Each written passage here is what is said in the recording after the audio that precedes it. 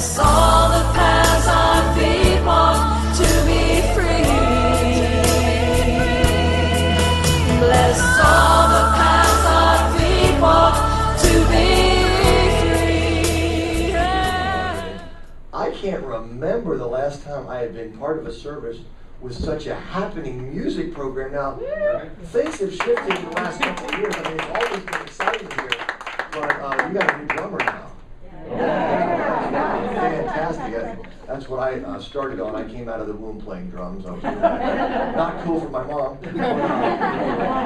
So we're very grateful to be here. We want to share a brand new song that we wrote after watching a movie. I don't know, I like to get my spiritual messages as often as possible from movies. Anybody else like that? Who saw Wayne's World?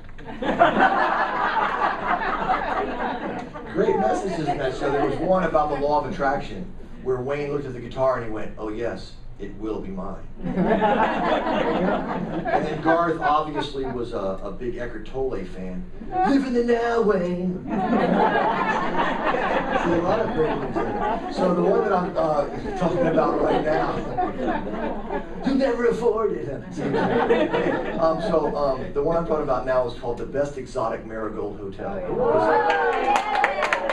just love that movie. And I was just dancing around with this line in my head when the people freaked out about the way things were. The young man at the end would always say, "Well, everything will be okay in the end." And they would say, "But it's not okay now." He would say, "Well, it's not the end." And so I just thought, oh my God, that is, so I have to write a song about that. So we're going to do a little song about that, but first we have to get in the right mood, because this is kind of a little bit of a tropical song. So we have to have the right. That's more better. Okay, here we go.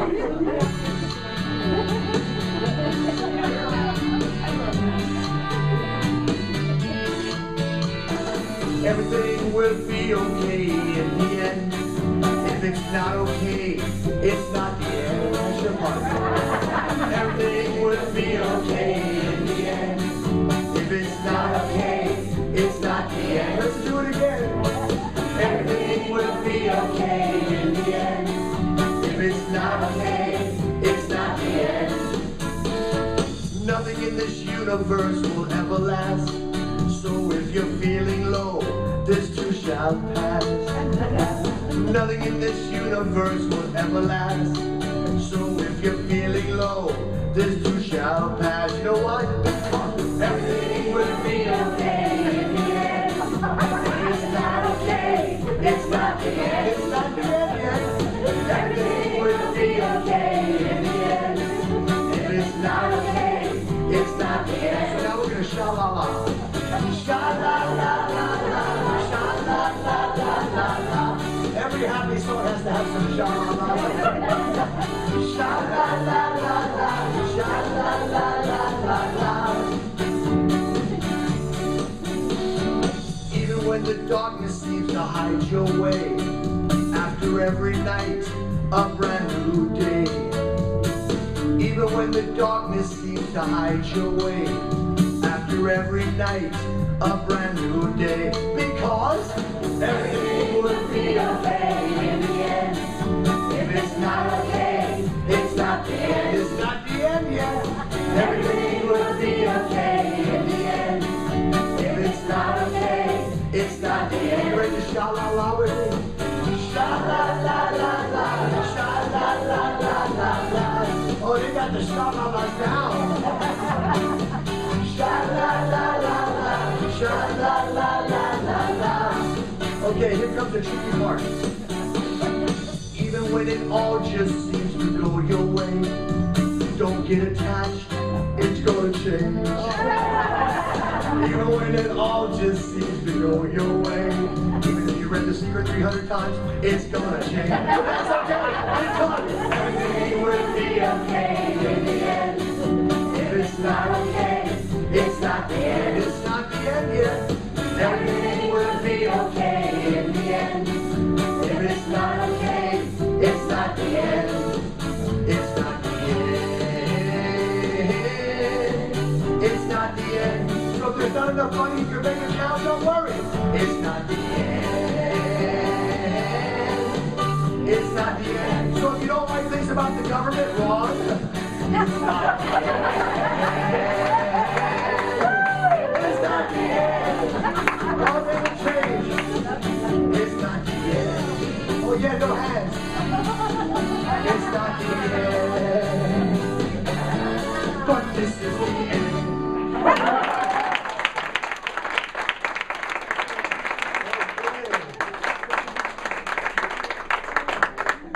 You know, I used to talk all the time at my performances and programs that one of the things that I missed in the liberal churches that we play is I missed some of the enthusiasm that I used to feel when I was in a Pentecostal church, but not here.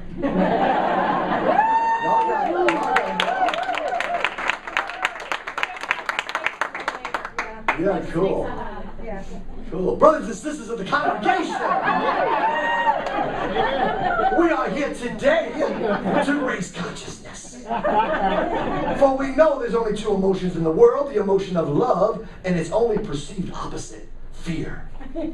When you're in a state of love, it's a heavenly experience. And when you're in a state of fear, it's like being in hell.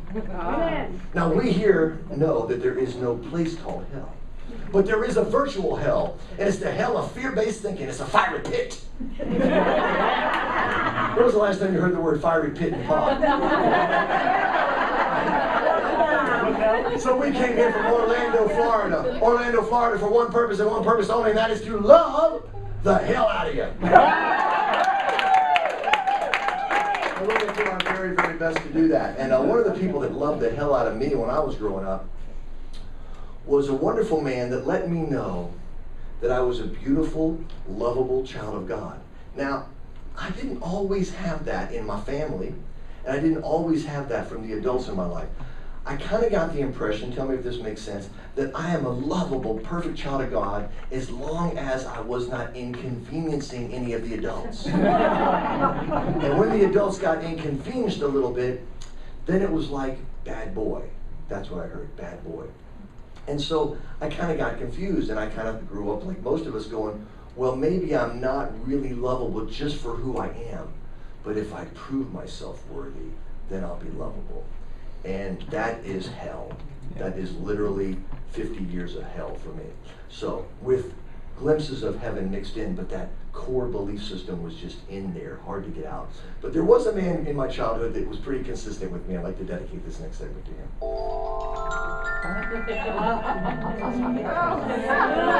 You know where this is going. Raise your hand if this is your first time to ever see us do our Sunday morning program. Okay, about 25%. Great, this will be weird.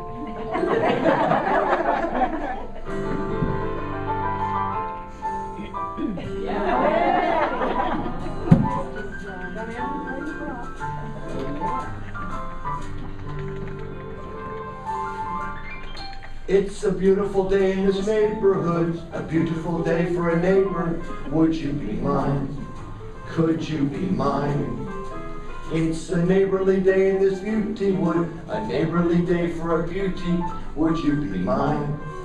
Could you be mine? Won't you be my neighbor? Good morning, boys and girls. Welcome to Angelina and Armand's neighborhood. It's a special day. We're so grateful to be here. We were booked here kind of in the last minute. It just was divine order for us to be here. Not thrilled about the circumstances which brought us in here today. However, we see rapid recovery in many, many ways. Also, we're so inspired by you and all the things that are going on here at the church that we're going to also do. Normally we do a tithe on anything that we sell throughout the next couple of days to the church. We're going to do an additional tithe to this wonderful man's program.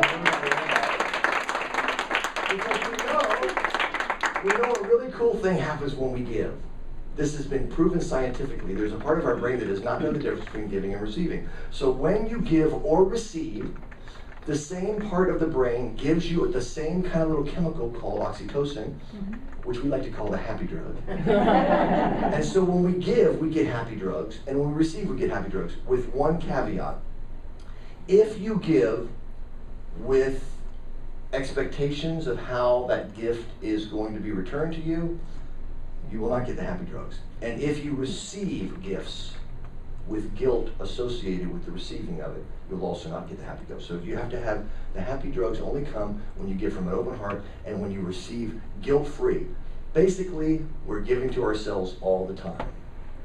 That's all we can do. It's always giving to ourselves. So it's a self-full act. I don't like the word selfish, but self-full means we know that we're doing something that is good for us and everyone because there's really only one of us. So we are honored to get happy drugs on your behalf. We're going to be dealing today. So, now, it is customary in our neighborhood to have a special word for the day. By the way, for any folks that are wondering why my shoes don't match, it's my way of reminding myself not to take myself too seriously. It's real hard to take yourself seriously when your shoes don't match. If that's a little bit too uncomfortable for you, I recommend mismatched socks. If you own a dryer, you have a pair.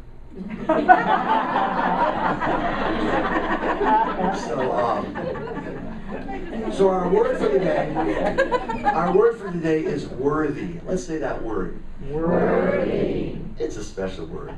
Again, I was talking a little earlier that unless we have some kind of an idea that we are beautiful, perfect, innocent children of God, period, no matter what, then we will grow up with an idea that there's some part of us that has to prove that we are worthy.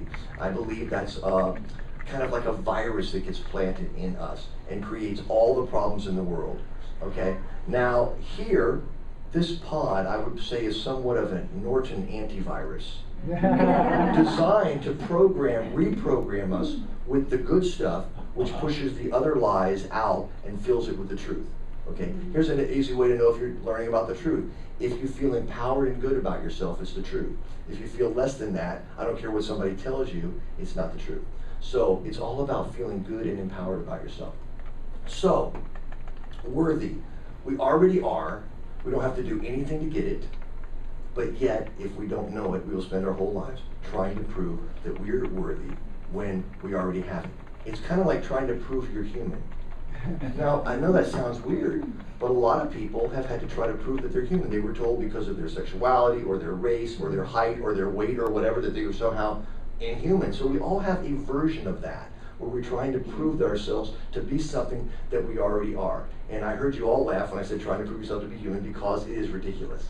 Yeah. Because we already are. We already are right there. So, we have this spiritual nature, which is our true self, that tells us all the time, it's that river, tells us all the time how perfect we are. The weird thing about it is, it's a still small voice.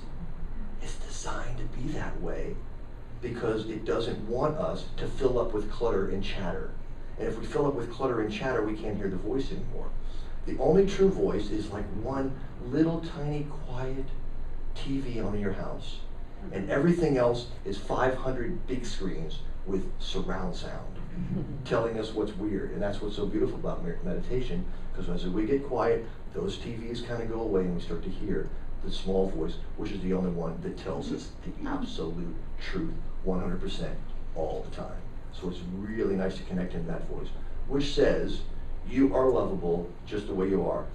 And so Angelina and I, when we got together, we realized that we did not love ourselves as much as God loves us, as that voice loves us, as our true nature loves us. The truth about who we are, we didn't love ourselves that way. But when we found each other, we realized, well, now we have another person that does love us that much and does share that with us. That happened really easily for the first 18 months. I call that the inebriation phase. Now, a lot of people will say that I'm going to be unromantic with what I'm about to say, but I don't care if it's unromantic. In my opinion, it is the truth. You would not make a major decision in your life if you were drunk out of your mind, would you? People do it all the time. It's called Vegas.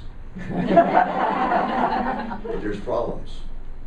Why would you not do that? Because you can't trust the high. You can't trust that many drugs in your body. Well, the same thing happens when you fall in love. You are loaded with drugs. It doesn't mean that what you're feeling can't last forever, but it means you be careful not to trust being drunk. Okay, so after about 18 months, and those drugs wore off, we still were crazy in love with each other. But our old non-love for ourselves came back up again. And so that created a whole new host of issues, because she would say things like, oh my God, you're the most amazing man in the world. And I would go, when's she going to find out? Really, it's funny, but it's sad. And the same thing with her. I would say, oh my God, you're the most amazing person. And she would hear a little voice, my last husband didn't think so. Maybe he's right. You know, weird stuff like that. So it took us years and years and years of constantly going back and forth. And one of the great techniques that we like to use to help each other is, if she says or I say something that doesn't feel loving to ourselves, we will say, if you had a 5-year-old child, would you tell them that right now? And here's a little example. She was wearing one of my shirts one day around the house, and it was huge on her, and she was adorable. And I go, oh my God, you look so cute. She goes, nah, I feel frumpy. I said, would you tell your 5-year-old daughter who came in wearing that shirt that she looks frumpy? She goes, God, no. I said, why? She goes, because it wouldn't be nice and she wouldn't feel good. It's the same thing. We need to treat ourselves the way we would an innocent, loving child, for one main reason: we are. Regardless of all those TVs that are in the head chattering away, we are. That's the truth of who we are. So we want to sing a song that took us about 9 years to finally embrace, a song that we were writing and working on, and some of the lyrics changed throughout the time as we got more and more realizing that the Christ Buddha nature that she sees in me is the truth, even if I'm not always acting in it. Okay, the Christ Buddha nature that I see in her is the truth, even if she doesn't want to believe it. Okay, so this is called If I Could Only Love Me the Way You Do.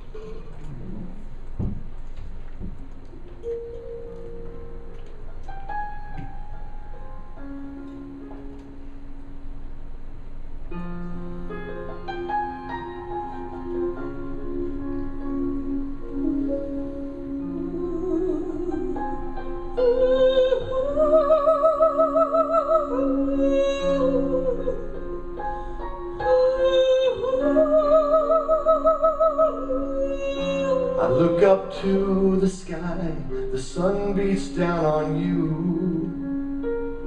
It makes me warm and high inside. But then I see an even brighter shade of blue when I look into your eyes. You're more than all I ever wanted in someone. You bring me love I never knew. I'm here to help you know you've always been enough. I devote my life to you. If I could only love me the way you do, I could only love me the way you do. I'd breathe in all the beauty that wakes me up to life. Wakes me up to life. Wakes me up to you.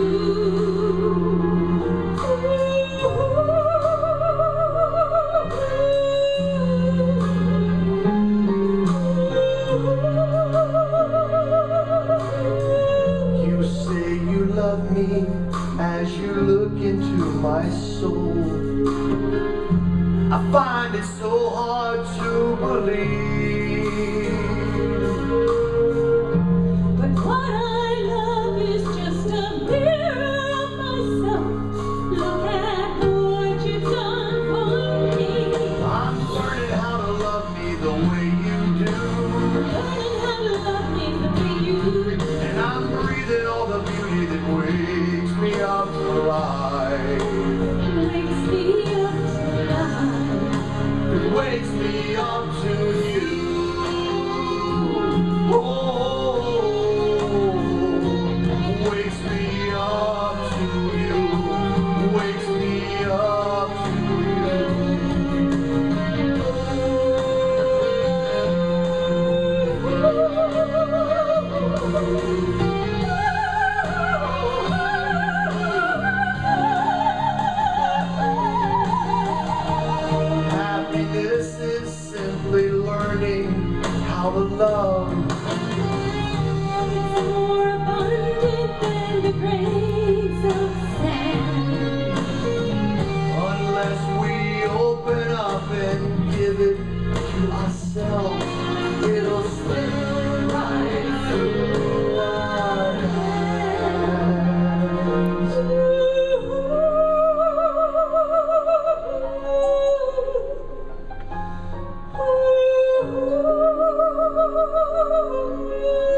There's still a part of me that doesn't have a clue why you say that I'm the one. 'Cause everything you are has drawn my heart to you. Paradise has just begun. I finally learned to love me the way you do. I finally learned to love me the way you do. And I'm breathing all the beauty that wakes me up to life.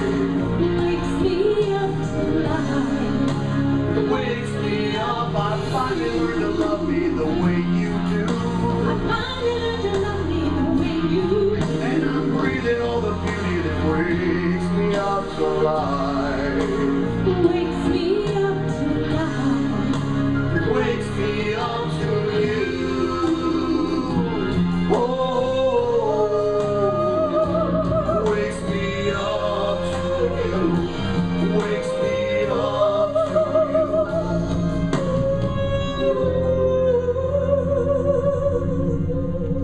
It's time to wake up.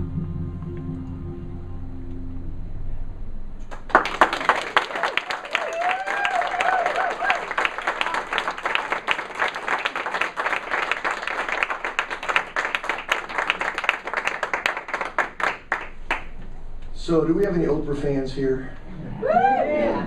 This goes out to both of y'all. Oprah was just always has been a very big influence for myself and Angelina. And one of the things we used to like to do at night was watch her show that we had taped. Watch it like at 9 o'clock at night that we had taped from the previous day and fast forward through all the commercials.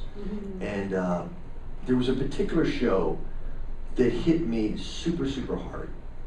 And it was a show, you may have seen it, it had a couple of men on there that had gotten out of jail for murder. They had been accused of murder, and they had been in there for 10 or 15 years, and they got out because of an amazing little technique called DNA testing. With this DNA testing, they were able to prove that it wasn't them. And so that was a glorious day for these men and their families who knew they were innocent all along. But here was the weird twist to it. The weird twist, I mean, people get accused of stuff all the time they didn't do. People go to jail all the time for things they didn't do. But the weird twist was both of these men had confessed to the crime. And that was weird to everybody. People goes, why in the world would anybody do that? And well, they said, well, there was a lot of reasons. Number one, we were traumatized. You think that if your family members were murdered and they thought you were the one that did it, you might be a little traumatized at the moment? So that was weird. And then they said, we got a little confused after a while during all the pain and suffering and trauma of what was going on. And then they said, and we were interrogated. There was a lot of pressure on us to confess. A lot of pressure. And they said it was a combination of confusion and just wanting the people to stop. Okay? Whatever I need to say to shut you up, I will do. And I just started weeping, and I go, oh my God, we have done this. We say, I would never confess to a horrible crime like that if I didn't do it. But guess what? We have. We've had enough people in our childhood or whenever tell us there was something not quite right about us. There would be a little part of us that would say, if I tell you that there's something wrong with me, will you shut up? And maybe we've done that. Maybe we've confessed on a certain level to the most horrendous crime we could possibly confess to, even worse than murder. Confess to being unlovable just the way we are. Confess to being not worthy of God's love or anybody else's love unless we prove that somehow we've done the right thing and now we can be redeemed. Crazy, crazy, but we do it. We do it. It's so important to recognize that we do it in order to free ourselves from that. Okay? So I was hearing this and I was feeling that and I was going, oh my God, I still do it. You know, here I am traveling around the country teaching people how to have self-love. What a hypocrite, because I felt like it when I saw the show. I said, there's a part of me that doesn't get what I teach. And that's okay. We teach what we need to learn. Okay? And so in that moment, I felt it in a whole new way. I felt my innocence. Now, I knew my innocence and worthiness consciously. I may have even known it unconsciously in a lot of ways. I've had a lot of Norton antivirus for being at places like this. So I was doing good. But there were still some viruses that were in there, unconsciously, that were still running their programs. And I felt them come up. One of the greatest things, Eckhart Tolle says it beautifully, first you have to identify, then you can disidentify from the ego, the phantom self. I am the Tollinator, here to pump up your consciousness. So, I had to identify, and one of the ways that I identify when I'm having stuff, besides blabbing it all over Facebook, is my beloved discerning wife has told me you might want to be a little more discerning. I told her she taught me years ago how to take that menopause before I say stuff after having to deal with all that. I need to take that menopause before I post on Facebook too. So anyway, but one of the other ways that I do it is I use it for art.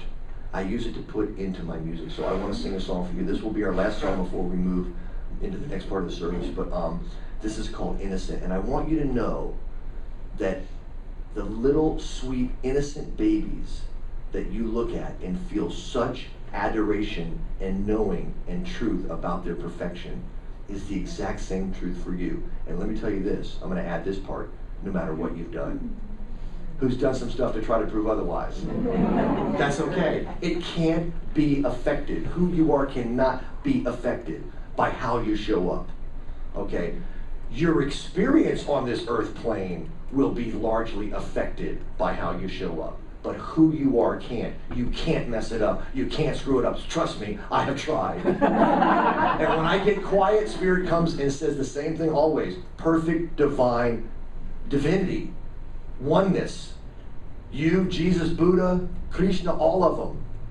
The great pumpkin, the same river, right there. You can't mess it up. You can mess up your experience, that's all. You can make other people's experience messed up for a time being, but everything will be okay in the end. I promise you, it always works out that way. So this is Innocent.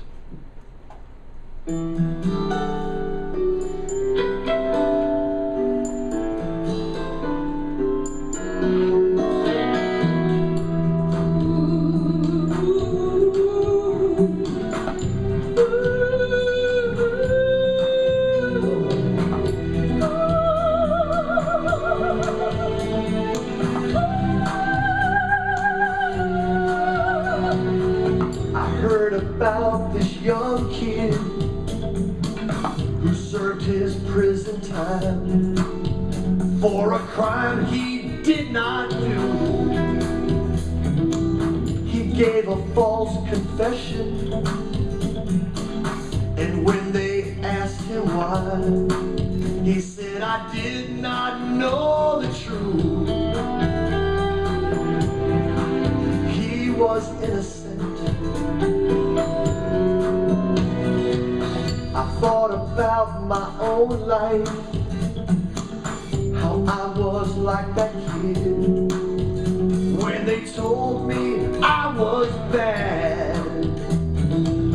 I offered my confession to what they said I did, and lost the childhood I once had. I am innocent, I did nothing wrong. I've been serving time for this crime for way too long. I am not to blame for what I didn't do. There is nothing I need to prove. I am innocent. We are innocent.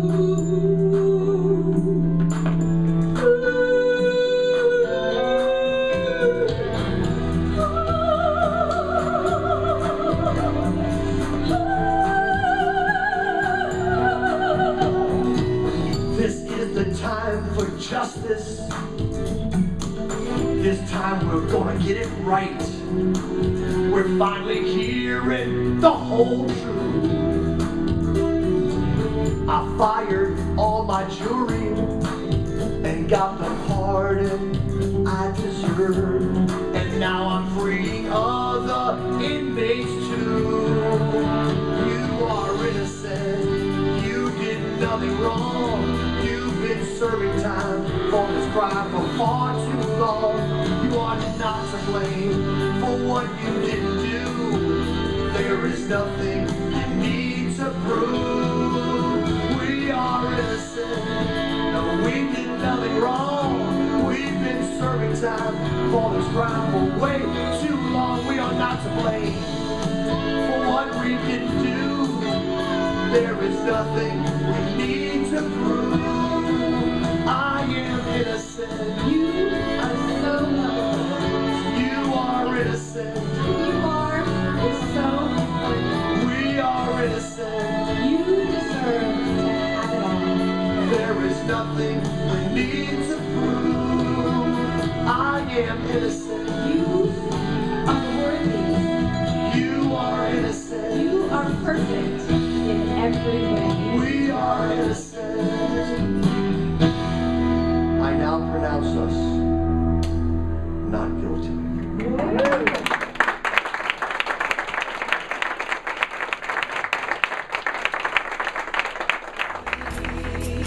Bless all